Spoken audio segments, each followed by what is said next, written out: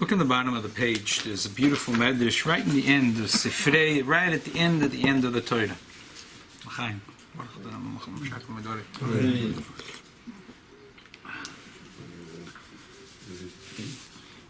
The Chazal say that Avram, Yitzchak, Yaakov could all three could see the future.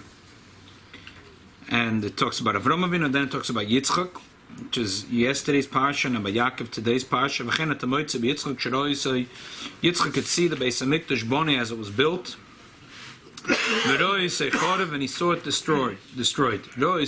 How did he see that it was built? As we say in the pasuk, he said,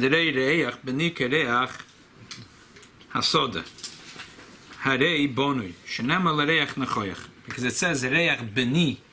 So the way the Medrash reads it is reach bonui. The reach as it's built. The Beis Hamikdash is the place of reach, of good smell, where there is the karbonas, and it's bonui, it's built. Reach beni, they read as reach bonui. Soda, and then he said. I'm sorry to bother, but why Yitzchok used the word the word? Yitzchok was blind, and he says re'eh. Good kasha. Harei soda, harei achorev. Because how do we know that soda means that it's destroyed?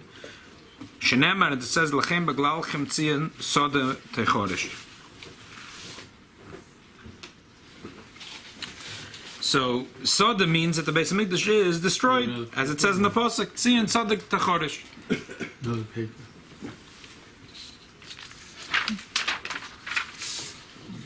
Asher beroche Hashem, and then the pasuk says Asher Boni. It's again rebuilt. Boni Meshuch L'Asid Lava. It's built and it's beautiful and it's L'Asid Lava. Shenemer Kisham Shiva Hashem Zavrocha Chaim V'Chem Motzei B'Yaakov also B'Yaakov Shelo Yisrael Boni V'Rachachor V'Rachachor Boni Meshuch L'Olam Haba V'Yida V'Yimam Noida Malkam Hazeh. The Boni he saw was built. Ein Zeh Rechorev Kim Beis Elokim Boni Meshuch L'Olam Haba. Let's focus on the one of Yitzchak. The Rebbe says that if you look at the Medrash, it's a pella. So he sees a vision. He sees, he's blind, but he sees a vision and prophecy. He sees the Beis Hamikdash destroyed, and that inspires him. He says, and this vision inspires him to give a bracha. What does he see? He sees the Beis Hamikdash built. He sees it destroyed, and he sees it rebuilt. The fact that the Beis Hamikdash is built, and it inspires him to give a bracha, I understand. Beautiful, the Beis Hamikdash, the Yidden are serving Hashem in the Beis Hamikdash. But if he sees the Beis Hamikdash destroyed, how does that inspire him to give a bracha? What's there? What's the inspiration here to give a bracha because the Beis Hamikdash is destroyed? It's not the same story with, I think, Rabbi Akiva, when he was laughing and they were crying with Shoalim. So he saw in the future that Beit Hamikdash will be built. Why would that inspire him to give a bracha? Because the Beis Hamikdash is destroyed, that's why he should give a bracha. And then the details also in here we say that how do you see that the Beis Hamikdash is destroyed? Because it's called Soda. And after the Beis Hamikdash was destroyed, the prophet said that it'll be plowed like a field. It happened to be that it was plowed. How does the Churban, what's the connection of the Churban with plowing? Incidentally, that was part of the pain of the Jewish people. They see that the Gentiles are plowing the Har HaBayis, which is the holiest place. But why is that? How is that intrinsically connected to the Churban? That's a general question. When we read this Midrash, are they rabbis, this is all Torah that's been said from God to Moses, and then they're just getting the revelation and revealing it in the Rashim that we're learning? Is that how it works? That's yeah. Parshyos. Parshyos, that's the way it is. Everything in Torah is given to Moshe Rabbeinu, and it comes down through the generations. We see that Yitzchok was davening mincha where Basoda. Yeah.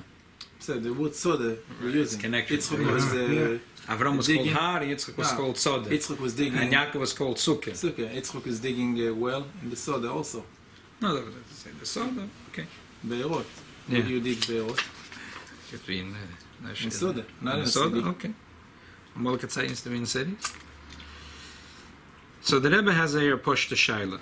We say in the pasuk of Yitan L'chol Lakim, and this is the pasuk that we use every Motzei Shabbos when we say the blessings as we're going into the new week. So Chazal have a problem. What does it mean? V'yitin, and he will give. We'll soon read the pasuk and the Rashi inside. Chazal have a problem. What does it mean? V'yitin, and he will give. He will give. That's the first opening word. Vav, right? Well, v'yitin, and he'll give. So Chazal say v'yitin v'yachze v'yitin. He will give, and he will give a second time. So it's a simple shaila.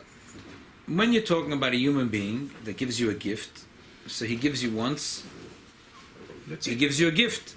Then he'll give you a second gift, right? First he gave you a beautiful gift, and then he decided to give you a double the gift.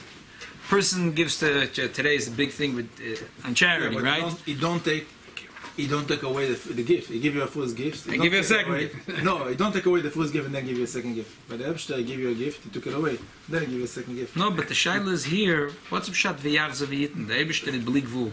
Can't he give the first time? The Ebshter gives blig vul. What is it? V'yitin v'yachze. What's the tunis in That's it. Once, can't it? If you're going to say that he gave the bracha to one shevet and then he included all the other shvatim, or he gave something small and then he gave something bigger. Here it's mishmania oretz, metal shman, mishmania oretz. Even the pshat, it's the best. He said later. He said to Yitzchak said to Esav, "There's nothing left. The best, the fat of the whole land I gave him. The whole world I gave him. And what can I give you, right?"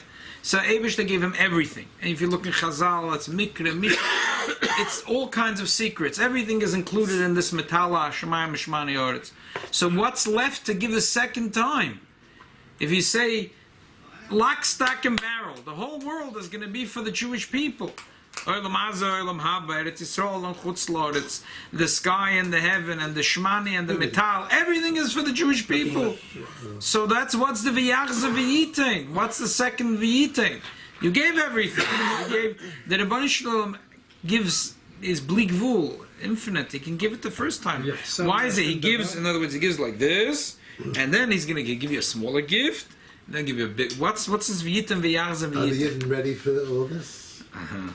He's saying they have to give them a little bit, and when they're ready, they give them the whole thing. Like rain, like They have to rain. finish first. If it's Rain good. star. Like it says, "Kenesher yoyer kinoi," that the nesher one knows that the babies, if he scared. pounds down, it'll be too much for them. So he hovers over it, and then they feel a little bit of his weight, and then he comes into the kinoi. Wouldn't the second giving be according like to the merits of the person? No, the first one and the first one not. That's funny. It would be the other way around, no? Let's look at the Rashi. The Rashi says, the pasuk says, "V'yitan l'chol lakim." Look in the top. Vayigash v'yishak lo. He kissed him. Vayorach etzerech bergodav. He smelled the reich was begodim v'rechei. He blessed him. Vayom. He said, "Rei reich pnim kireich hasoda asher beirachi Hashem." He said, "I see," which, as Shmulik points out, he couldn't see. Obviously, means a nevuah, prophecy. I could see with my eyes, as the Sifrei says, that he saw a vision. He saw a vision. What did he see?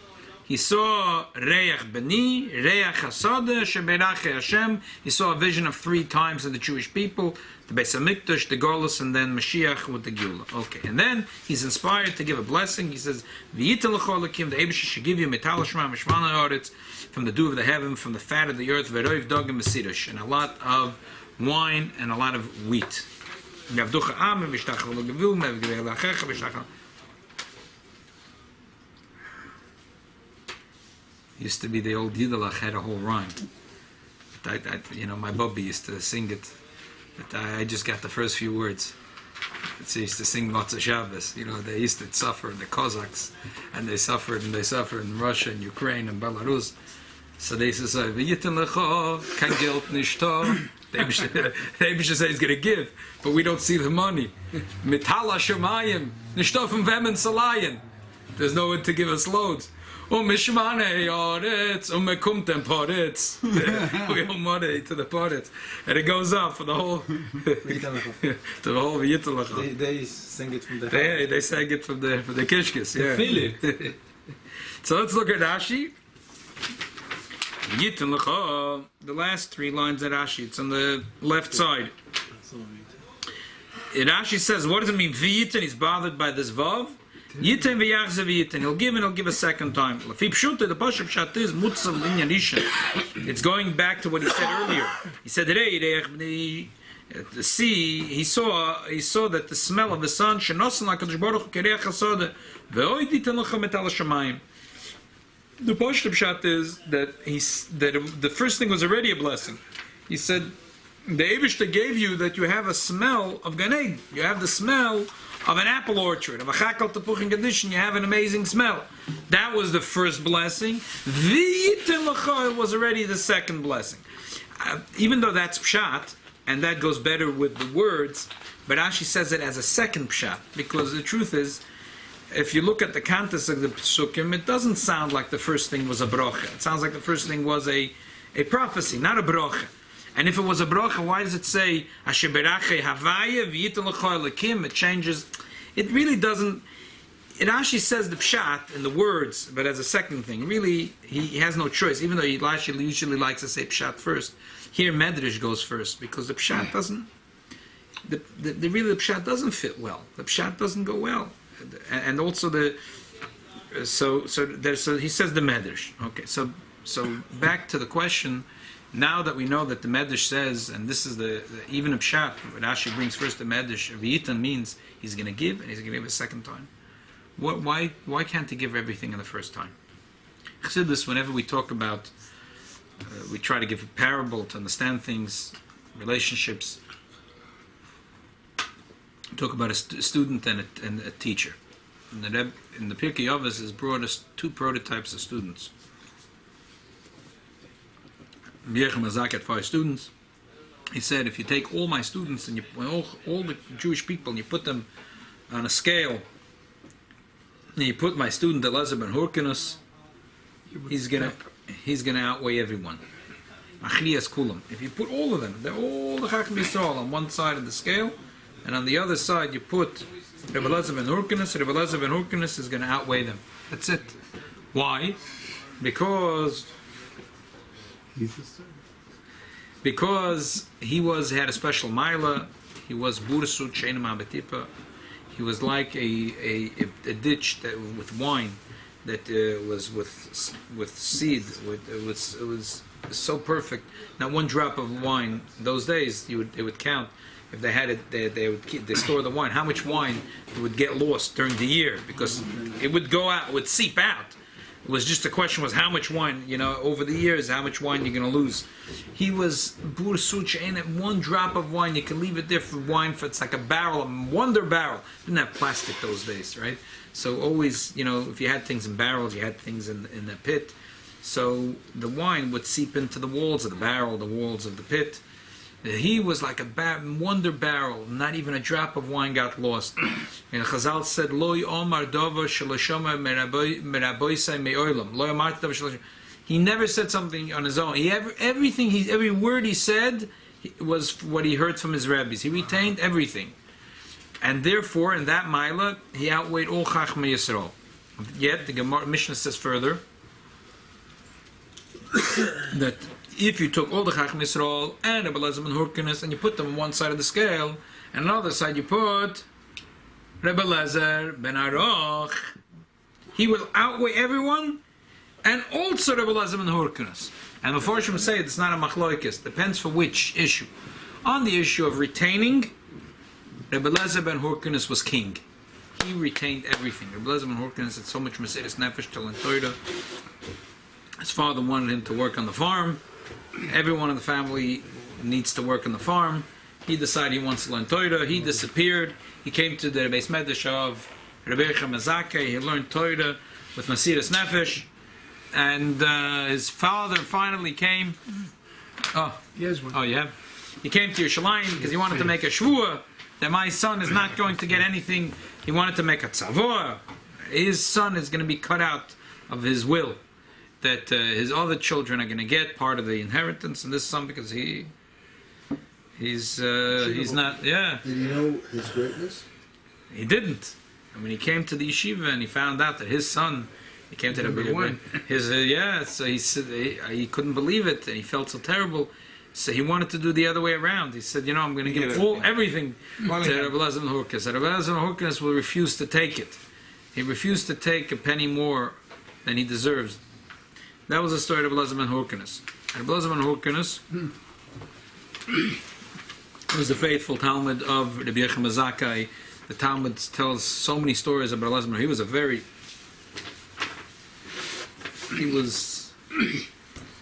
He was steel. Rabbi Elazar ben Hurkos, all the stories, the story with Rabbi Shua and the trees were flying and the water was going backwards. That was Rabbi Elazar. Rabbi Elazar ben Hurkos. Rabbi Elazar ben Hurkos, he tricked the siege of Yerushalayim was Chacham Yisrael didn't believe that it was a good idea to rebel against the Romans. They thought it was a big mistake. They thought it wasn't time to rebel against the Romans. And he thought it was? Who? Rabbi Elazar? No, but he thought that Rabbi Elazar ben Hurkos is the one that figured out the trick of how to get Rabbi Yochanan Marsov out of the siege of Yerushalayim to be able to talk to the Romans, which he did, and then he was able to get concessions from them. They would not destroy Yavna, and another few, 3 concessions he got from them. But it was Rabbi Elazar ben Hurkos who figured out the whole trick. He said he made a whole thing that Rabbi Yochanan Marsov passed away, and people he said, "You're not going to let us out with our Rebbe." So they let him out. They said, but they suspected Rabbi Yochanan Marsov might be alive, so they said, "We're going to stab him just to make sure." So he says, "You see, the Romans are standing there, and the Romans are going to say that these people are crazy. They're going to stab the rabbi of the Jewish people." So they let him go. So when they took out the body of Rabbi Yochanan Marsov and they left the city, that's when Rabbi Yochanan Marsov walked out of the box, and he approached the Romans, and he was able to make a deal with them.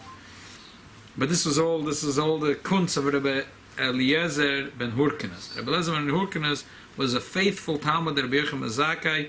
He did not lose one word of Rabbi Yochanan Marsov. Hurkos was a ger? No, that was a very popular Jewish name, Hurkos. Hurkos was like today. Hurkos. No, not exactly. But now I have a question. We know Hashem gave, took it back, and then gave more. Why can say Hashem gave, and then he loved the Jews so much, he gave more? Instead said he took back and he gave more. So Hashem gave. This is all he loved the Jews so much. This was all at the same time. This was all in the same time. It's not in 2 different times. Yitzchok's bracha was Yitim v'Yachzav Yitim. You're going to give and give again. It's all the same thing.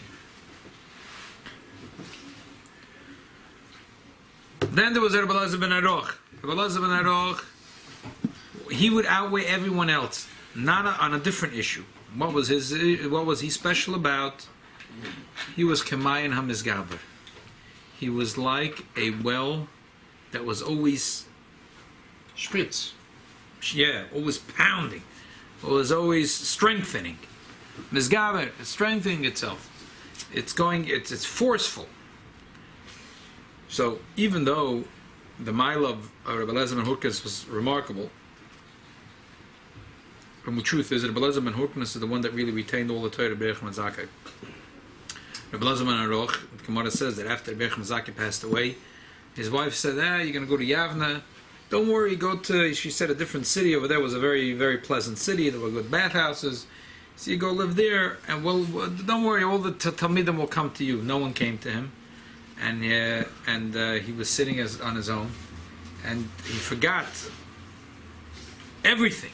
When he came back to Chachamim, how could he forget everything? So that's a good question. How does that happen?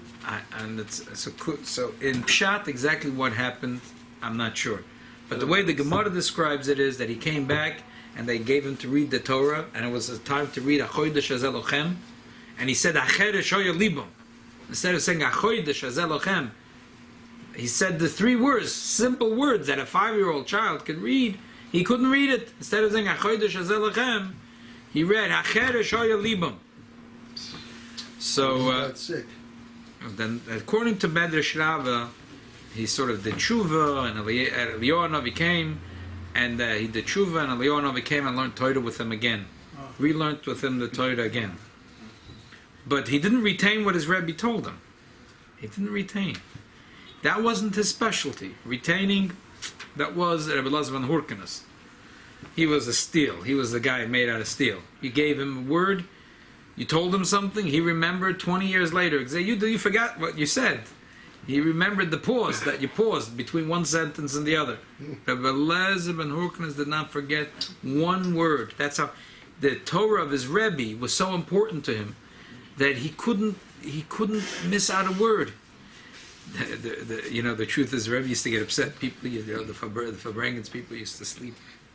But the truth is, you feel bad. People were, you remember the Fabrengens. People worked the whole day. It was 9:30 Fabrengen, and then a Fabreng, it could go on to 2, 3 o'clock in the morning. There was times that Fabrengen went to 5 o'clock in the morning. But the Rebbe said, if the Torah is so important, how could you sleep? But people slept. My Zayda never slept. He was an old man. He wasn't such a young man. Okay, he was in his 80s then. Never ever slept. He did every trick in the book. I used to come Friday. I spent Shabbos morning with my Zayda. We used to go together to Young Israel, daven very early. He came back home. He didn't drink or eat too much. He didn't want to go to the bathroom. But he took one strong coffee, and he never sat by the Fabrengen. He had a sitting place. So he never sat. Because if you sit... the whole time? He stood the whole time. And I would stand right behind him. Yeah. He's still alive? Yeah. Baruch Hashem. He's 101. So it's a long year. And he was very but he never slept ever. Does he sleep now? Now he sleeps, yeah. So there's two different people. There is a person that's misatzim, the Torah of his Rebbe is so important. I'm going to sleep in front of my Rebbe? No, impossible.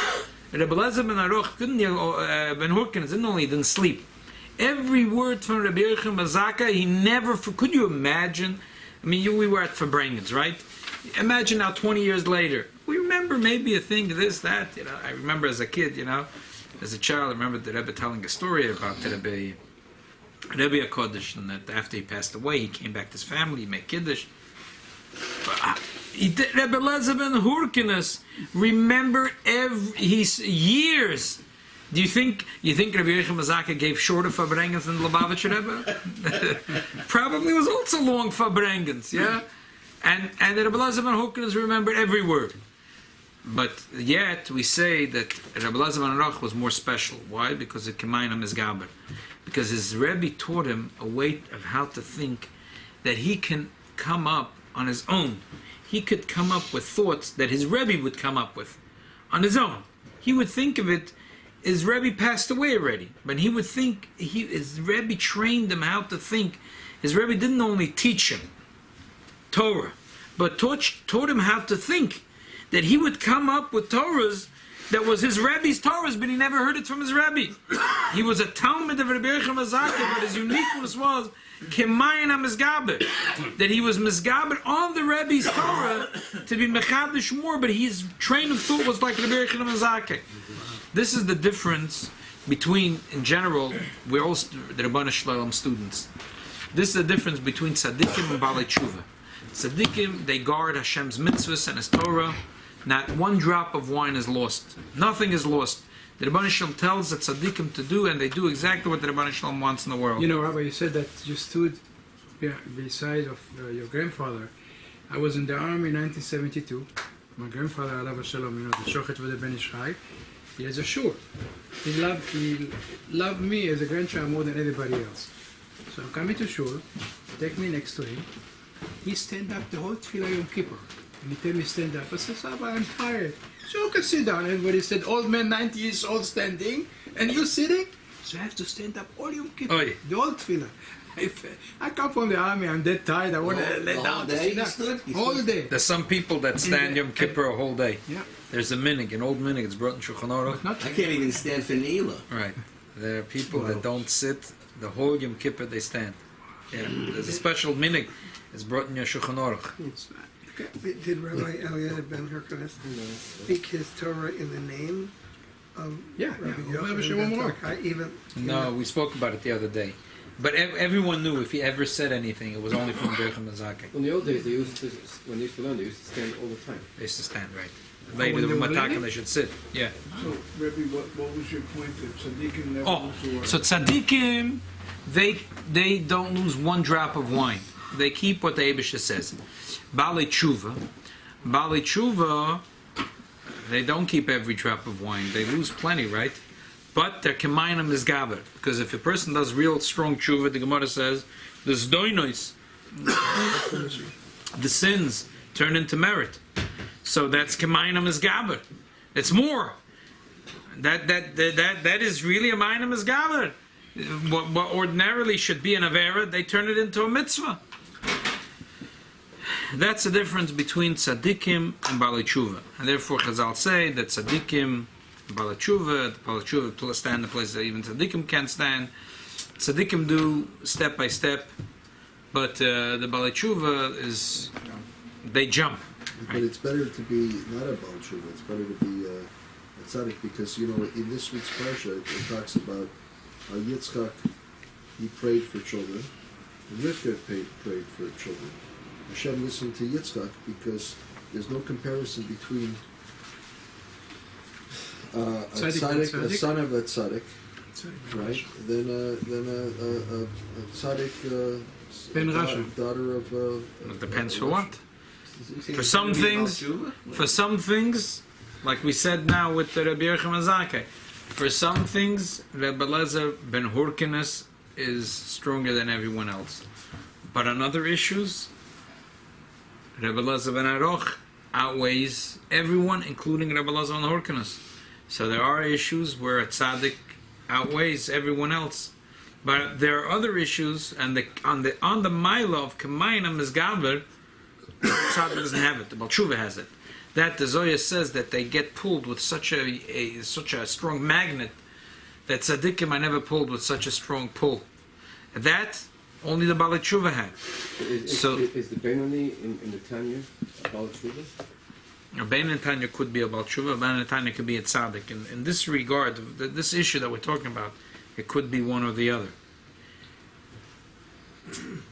So now let's go back to the story of Yitzchock. Before Yitzchock, there was no such thing as a Baal Tshuva. Even though he said Yishmael did Tshuva, the Gemara says that Yishmael, the first person who was called the Yisrael Mumar, is Esav. So Yishmael, if he went off the path and then he came back, he was a new man. It's like Chazal say, he got married, he was a new man. Okay, new man is a new man. But that's not a Baal Tshuva. Baal Tshuva takes this past and turns it around. He turns the sin into... Why was he a new man? What do you mean he was a new man? Tshuva by him wasn't that he returned, that he took the old sins and turned them into merits. He went off the path and he came back. He wasn't even Jewish. Well, that's the point. But the Chazal do say that he did tshuva, because Right. when there was a father's funeral, he let Yitzchak walk first. Yet, he's not considered Jewish. By Esav, the Gemara says he was called a Yisrael Mumar. That means even though when he sinned, Yishmael, when he sinned, he was off. He was off the charts. That's it. He was no one anymore. He was, Chazal say, Yotza mimenu Yishmael. Yishmael went off. He went off the map. That was it. Once he was a sinner, he was no relationship between him and Avraham Avinu. Yitzchak already starts the idea of tshuva, because we say Esav is a Yisrael Mumar. He's a Jew who is sinning. Yishmael, once he sins, he's off. He's no connection to that. His connection to Avraham is severed. By Yitzchak's children, we already see seeds of tshuva, because the Gemara calls him Yisrael Mumar. He went off the path, but he's still considered Yechota Af B'Shechota Yisrael. We already see it by Esav. That ceases at Har Sinai, doesn't it?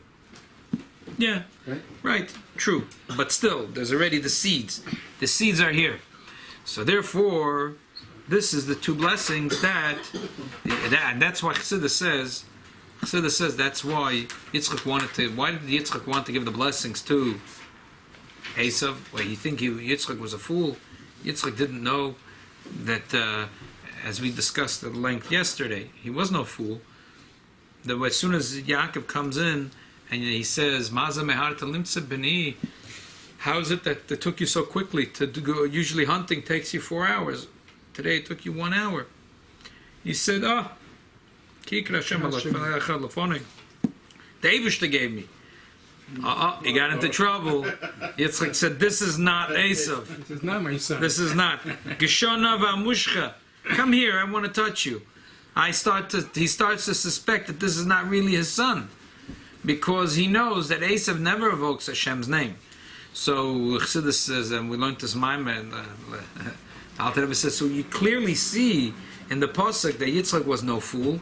Yitzchak clearly knew who his son was. So how was he fooled to give him the bracha? Chazal say, because he told him he would come and tell his father, to Papa, Ketzal Ma'asarim, Esamelech V'Satevan, Papa this, Papa that. He would say, I really want to do mitzvahs, and I want to know exactly how you do the mitzvah of giving tzedakah. He was no fool. If he smells Gan Eden, and he's thinking that's Esav, he's just saying that he did Shuvah. That's why it smells like that. Oh, so Chassidus says that Yitzchak knew the secret of the Balei Tshuva. He knew that the Balei Tshuva are bigger than the tzaddikim. Therefore, it's reach. Reach is more than Michael. Food is when you eat, you ingest it, it's healthy, it's good. But if a person chas v'shalom faints, it's not going to help him to give him a good steak and a bottle of beer. The smell of Gan Eden, the scent of Gan Eden. When did he smell it? He smelled it when they walked over, when his son walked over to kiss him. When Yaakov walked over to kiss him. No, but He thought it was Esav. thinking it's Esav. And he said that Eirech B'ni.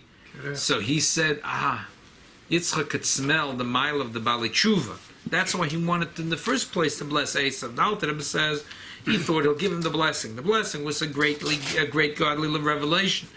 And with this godly revelation, he's going to become a Baal Tshuva. So he wanted that Yitzchak wanted to give him the bracha. He's going to be a Baal Tshuva. And we see also Esav was crying. He said, "You don't have other blessing?" And he started crying. He wanted, really, the tshuva he did was really. But give me Chassidus a says bracha. it's good. He needs to do tshuva, but it needs to be through the assistance of Yaakov. The blessing has to come to Yaakov, and Yaakov will help Esav do tshuva. Because if the blessing will come directly to Esav, it won't work. For two reasons. The Alter Rebbe gives in the Maimah, but either You or. can't just give the blessing before tshuva. He thought the cart before the horse. He thought it'll give him the blessing, and that will, Yitzchak will give him the blessing, and that blessing will give him such a power But it wouldn't work. of godly revelation. He will have no choice. He'll have to do tshuva. But he didn't give him. He gave the inferior blessing. That was happened later. To Yaakov. Original plan. He thought Yaakov was Esav. Right. The plan was he was going to give him that powerful blessing, and then he'll do tshuva.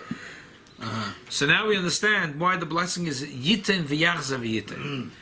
Because there is two blessings. There is what the Eibishter gives, and then the Eibishter gives a yid the power on his own to take the Hashem's blessing on his own and work on it and build on that blessing. Just like that's the two things: the mila of Rabbi Elazar ben Hurkinus and the mila of Rabbi Elazar ben Aroch. And what is it? Navodas Hashem. He gave him two blessings. He gave him Yitain, Tzadikim, V'yachza v'yitain, Balei Tshuva. He gave him the power not only for Tzadik, but he gave him the power also of Baal Tshuva. And now we understand what the Sifrei says, that he saw something. What can he see? He saw a vision right before he gave him the blessing.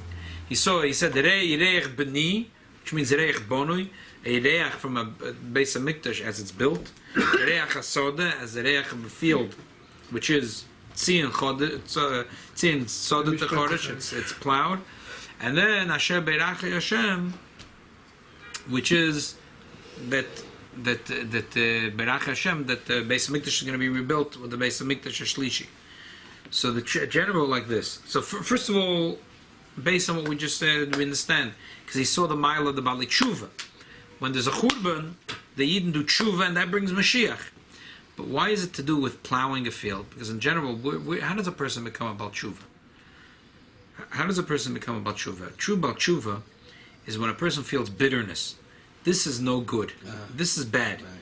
If a person feels that this is bad, so then there's a certain... It doesn't have to mean... It could be a tzaddik. Zohar says tzaddikim also have to do tshuva. A person has to feel that even though I'm doing mitzvahs, but a tzaddik feels that yesh misha'oyev, my neshama and atzilus was so devoted to the Eibush, they didn't feel as its own entity.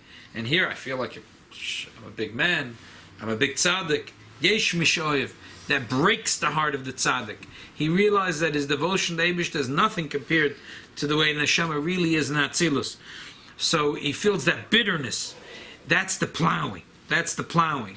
That's the plowing. But the plowing, if you just plowing a field without planting, and that's not worth anything. It has to be that it's plowed and then planted. It happens sometimes that a person feels a feeling of bitterness. Healthy bitterness, not despair, but bitterness. This is not good. But then the person does nothing with it. The field is plowed, but they don't plant. That's not worth anything. Balchuva plants. The Balchuva plants, exactly. Therefore, it's not only that he saw soda, he saw soda asher beirache Hashem. It's a soda that's plowed, but then there is seeds put in. There's a blessing that's put in. If you're just going to plow, that's nothing. You have to plow, and then you have to plant. Because it happens, it really happens a lot to us. Sometimes we have a certain feeling of bitterness. Because we realize that this, where we are, we have so much potential, and we could do so much. And our neshama would soar if we just allowed it, and we feel terrible that we're ra umar azov Hashem lakecha. It's bitter that we're far from the Eibishter. But then we don't translate that feeling into action. We might away make a decision that, okay, so this is bitter, so what's the plan of action? I don't like it. The way I'm behaving now in life, not good. That's holding me back. I could soar. I could move. My neshama needs to be in a better place. But I have to right away plant. I have to right away plant seeds and make a plan of action of how it's going to be different. So if I don't make a plan of action, so like garnished, it's like the Rebbe said, it's in some of the old Machzorim it said, "Kan koidim," here you bow. So there's some people they're a robot. It says in the Haggadah and the Marzah, "Kan koidim," they bow. "Kan tzrichim livkos," here you have to cry. They're going to cry. But there's nothing. It's because it said in the Marzah.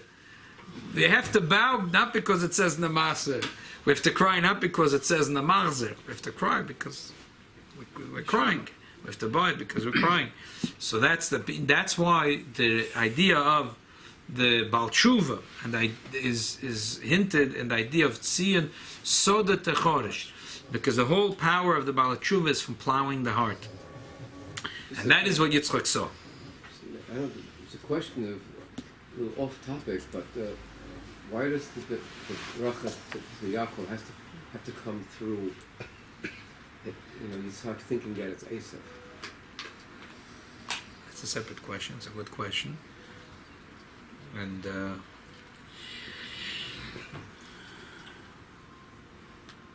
there's a lot of reasons that are said in toldos Achsidus, and that has to do with the tikkun of the Nachash. The Nachash did something sly in order to bring and mix good into the evil, and in order to bring apart the koyach of the Balei Tshuva, which is to extract the good from the evil, they had to use the power of the Nachash. They had to use the same tools of the Nachash. That was like the tikkun of the Nachash.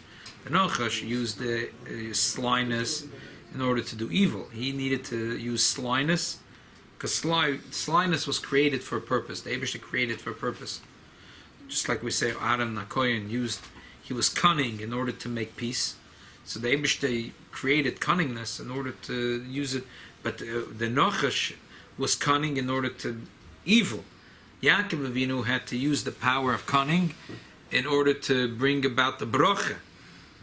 So, but this was the tikkun of the Nachash. So now we understand what's Pshat Yitin v'Yachzav Yitin. Yitin is the avodas tzadikim, v'Yachzav Yitin is the avodas Shem the Balei Tshuva, and that's what he saw right before he gave the blessing. Right before he gave the blessing, the Eibishter showed him a vision. And what was the vision? He saw the power of the Balei Tshuva.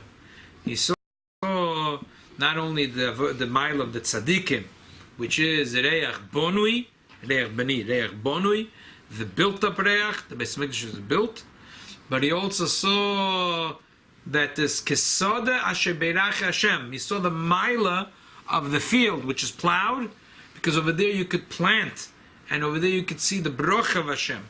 And then he said, and he gave him a bracha that he should have the koyach to have balei tshuva. That's why it says elikim. Why is it elikim? Chassidus always asks us, many Maimonim ask this question. It's very strange that when it comes to blessing, you should say v'yitan l'cho elikim. We always know that Yud Kei Vav Kei is mercy. What's elikim? Judgment. So v'yitan l'cho should be elikim. Oh, it's gvuras. It should be the other way. V'yitan l'cho Yud Kei Vav Kei should be. Brings the good even power. Very good, very good, very good. So a lot of places Chassidus answer that gvura could also be positive. It could be gvura's geshamim. It could be very give it in the way of gvura. That's one of the answers. The Rebbe says perhaps the answer is because we're talking about balei tshuva. Balei tshuva work with the power of elikim to judge themselves, to create the feeling of bitterness in themselves, because that's the fuel that makes the balei tshuva, that propels the balei tshuva to fly, is that feeling of bitterness. This place is not good, because as long as I think that I'm in a cozy, cushy, good place, I have no motivation to fly. But when I realize that I'm desperate, that this place is not good, this place is bitter, this place is bad, this is not good, so I have to get out of this place, I have to move. And that allows that I should plow my heart. And that's why the whole idea of the churban is in the pasuk. Churban is the idea is that Yidden should do tshuva, that the Yidden should plow their hearts, and that's what he saw. How does this go with the idea that a prisoner cannot free himself? That's why you need a bracha. That's why you need a bracha. Exactly. That's why even though a lot of Israelis go to India and there they become balei tshuva. In Israel, they're not balei tshuva, but they have to go far away. And there, to be balei tshuva. Exactly. In general, by tzaddik there. That's fake. Why? Some of them. No. Because to be bitter is you have to be in your makom, not some makom far away. It's easy to be bitter and say, "Oh, look, I'm in India. I don't have any matzah here. You know, there's no Jewish girls. You know." Okay. But when you're in your own backyard, you see where you are in your own makom. That's when you get bitter. In his own backyard, he has so many like him, so he doesn't see it. There, not so many, so he feel it very, very in. But it's where you are, not where physically. It's where you are spiritually, not the physical makom. How do you answer that he asked the whole Rebbe could give in one shot? Because these are two separate avodas. There's tzaddikim and there's balei tshuva. Yitain is avodah, two separate things. There's really two separate brachas. From the point of the Rebbe, he could give him one shot. He gave but two things. He does because it's avodah tzaddikim, avodah balei tshuva. There's two separate things. It's like the difference of avos Hashem and yiras Hashem. You need both of them, but you need both of them, and yet Chazal say is not good. that avos Hashem it could come from as a gift, but yiras Shemayim Chazal hakel b'dei Shemayim chutz yiras Shemayim. But tzaddikim more connected to avos Hashem. But the tshuva are more connected in the way to yiras Shemayim, because like the Maggid said that a tzaddik, the Gemara says that a tzaddik shouldn't say these sins are repugnant. I could do everything, but the Eibusha said not to do it. But the Maggid said, no, that's only for tzaddikim. But the tshuvas, they have to say the evil is repugnant, because they have to be scared not to fall into the trap of the yitzchock again.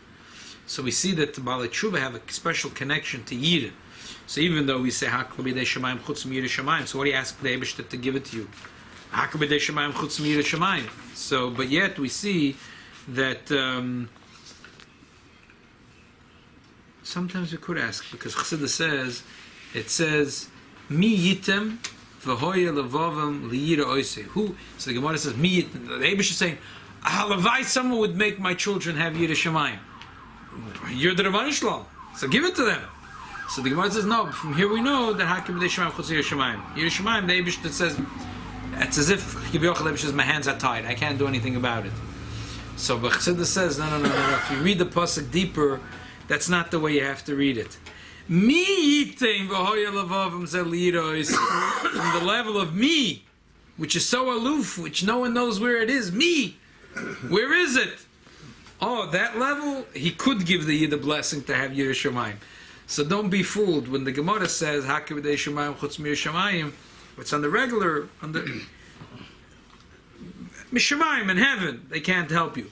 But if you knock on heaven's doors and you say, Rabbanu Shalom, me, we want the level of me, then he could give a blessing for Baal Tshuva. That was the unique blessing of Tzaddik. That's why it's a separate blessing. There's the blessing of Tzaddikim. That's Yiting. Then V'yachzer V'yiting. It's a quantitative different Nesina. It's the Koyach of Baal Tshuva because Baal Tshuva connected more to Yireh Shamayim. And regular from heaven, usually, if you come and you knock on the heaven's door and you say, give me Yireh Shamayim, they say, sorry, Yidala, we can give everything. We can't give Yireh Shamayim. But me Yitain, the Eibush himself, he could give. Isn't there like maybe the Malach or something asked for a bracha for Yireh Shamayim and then he got it and then he was always scared, he was running and... It was something like that? Yeah. So, but kids, how did Yaakov? One second. Yeah. Which is a higher level? To serve Hashem with Yira or serve Hashem with Ahava? Definitely Yira. Yira Elah is the highest level. Sure, Yira Elah is the highest level in Avodas Why is it a Hashem. high level? I'm afraid I better do it. No, not the level of afraid is really the lowest, but the level of Yira, which is devotion. Because Ava, whenever there's that, in general, the idea of Ava, I feel myself. In a relationship of love, there's no such thing as love without confidence. I have to feel myself as a person, and then I love. If I'm not a yesh, I can't experience love. But the highest level in Avodas Hashem is Yireh Elah. So Yireh really is the highest. What does it mean here?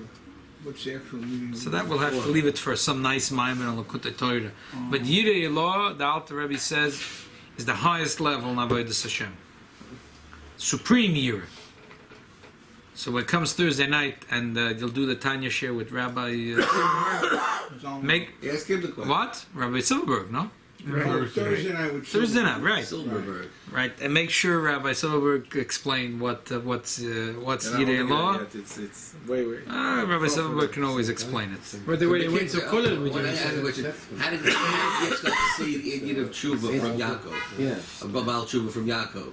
Because he could see, the pasuk says, he saw the Beis Hamikdash built and he saw it destroyed, and then he saw it rebuilt, and Mashiach coming. So he saw the power of the Baalei Tshuva to allow that Mashiach should What come. made him see that in Yaakov with Yaakov's presence?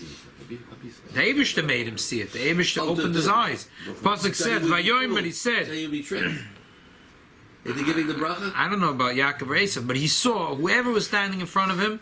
He could see that this person is going to experience three things. He's going to have a Beis Hamikdash. It's going to be destroyed. He's going to do tshuva, and it's going to be rebuilt. Yeah. And when he saw this, Yitzchock, he was inspired to give the bracha v'yitin l'cha. Thinking that it was Esav, though. Well, thinking it was Esav, but he was thinking of the power of the tshuva, of the Baalei Tshuva. Because I would say ordinarily, if your son comes to you, and he's the Bechor, and you know he's not on the right derech, he might be ordinarily inclined to give him the bracha to inspire him to do tshuva even without these visions.